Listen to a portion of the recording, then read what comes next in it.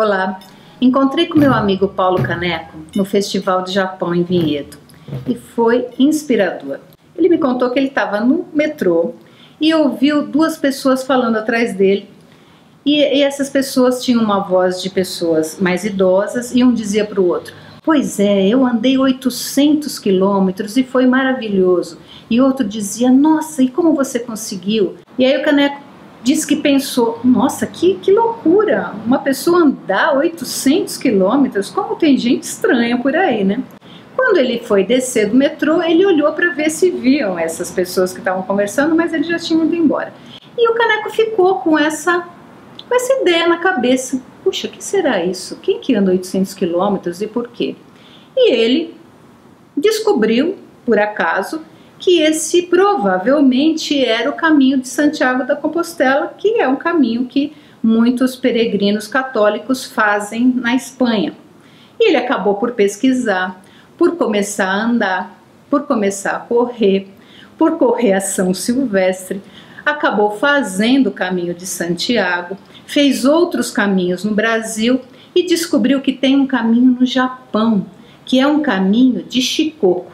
Esse caminho não tem 800 quilômetros, tem 1.200 quilômetros que os peregrinos budistas andam a pé. E é um caminho fantástico.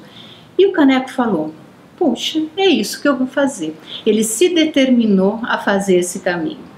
E nessa trajetória toda de preparação, ele foi numa palestra de alguém que tinha feito o caminho de Santiago.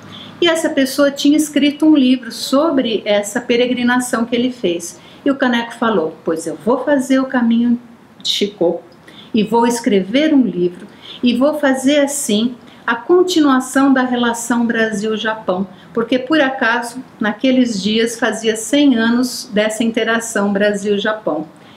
E ele não apenas conseguiu fazer tudo isso com muita força, como ele realmente escreveu um livro fantástico que eu convido vocês a ler. Vou colocar aqui embaixo o nome dele com clareza para, se vocês quiserem e se interessarem, lerem, que vale a pena.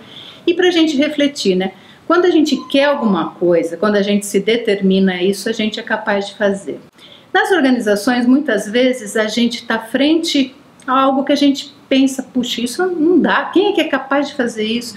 Mas se a gente se liga, né, nas possibilidades que estão ao nosso redor, nas inspirações que estão ao nosso redor, na nossa própria força interna, que às vezes a gente nem sabia que tinha, a gente é capaz de fazer coisas incríveis e fazer com que as nossas relações, as nossas competências, as nossas qualidades sejam colocadas a serviço de coisas muito legais. E esse garotinho, o Paulo Caneco, quando ele começou nessa determinação para fazer a peregrinação, ele já tinha mais de 60 anos.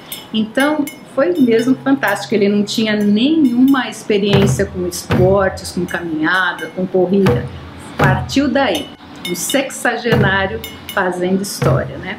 Se você tiver também uma história de determinação, conte pra gente, traz aqui pra gente, tá? Tchauzinho!